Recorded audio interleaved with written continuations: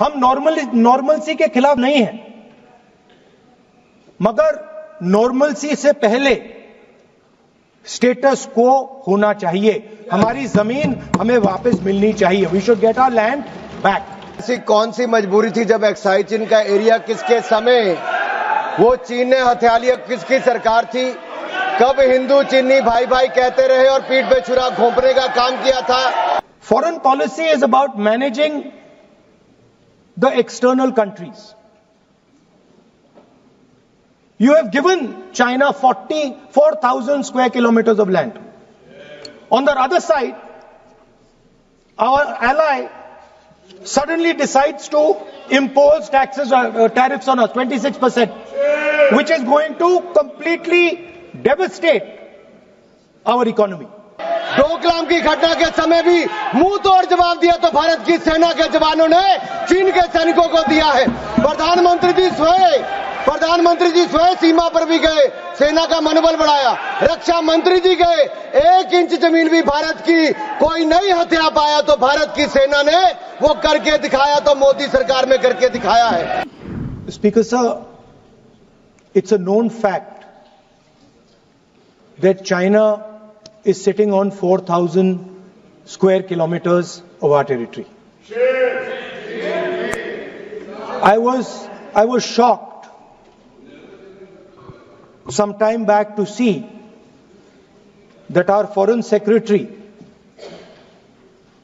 was cutting a cake with the Chinese ambassador.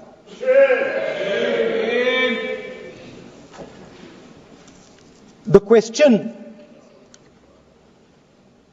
is what exactly is happening to this territory.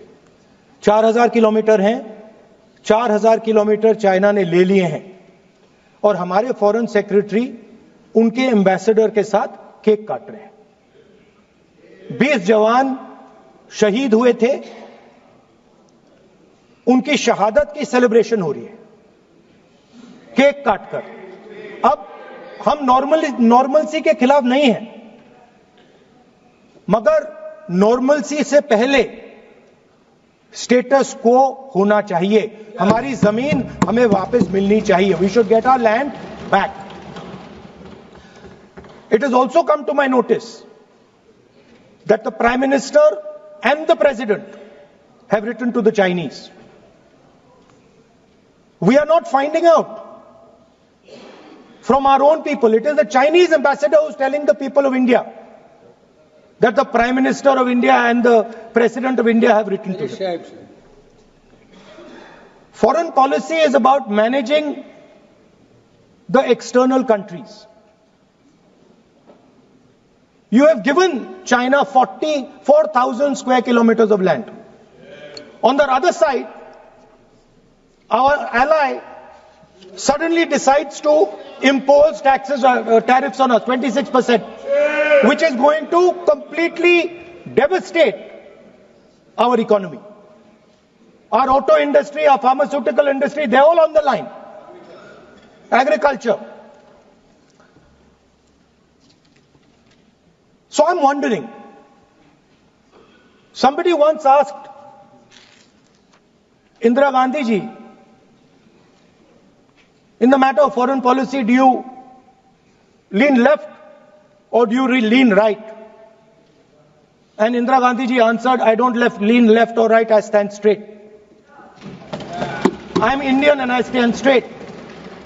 And the BJP and the RSS have a different philosophy. When asked, do you lean left or do you lean right? They say, no, we bow our head right in front of every foreigner that comes in front of us.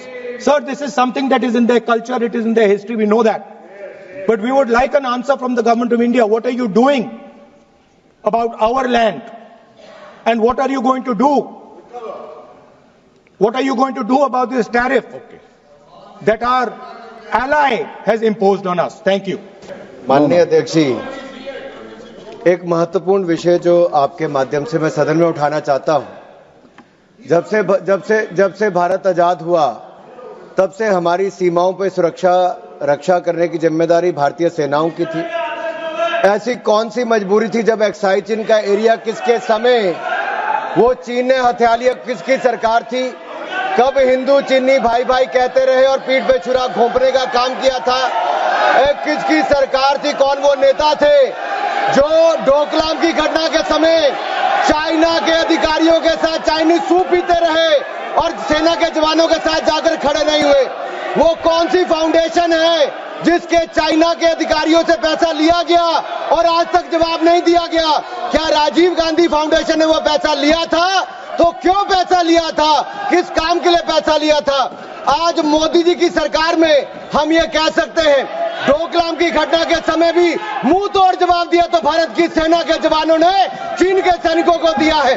प्रधानमंत्री जी स्वयं सीमा पर भी गए, सेना का मनोबल बढ़ाया। रक्षा मंत्री जी गए, 1 इंच जमीन भी भारत की कोई नहीं हथिया पाया तो भारत की सेना ने वो करके दिखाया, तो मोदी सरकार में करके दिखाया है।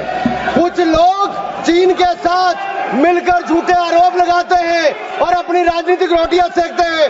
ये केवल राजनीति करते हैं, इनको कुछ नहीं मिलने वाला। इनको जवाब देना होगा कि चाइना से राजीव गांधी फाउंडेशन ने पैसा क्यों लिया था।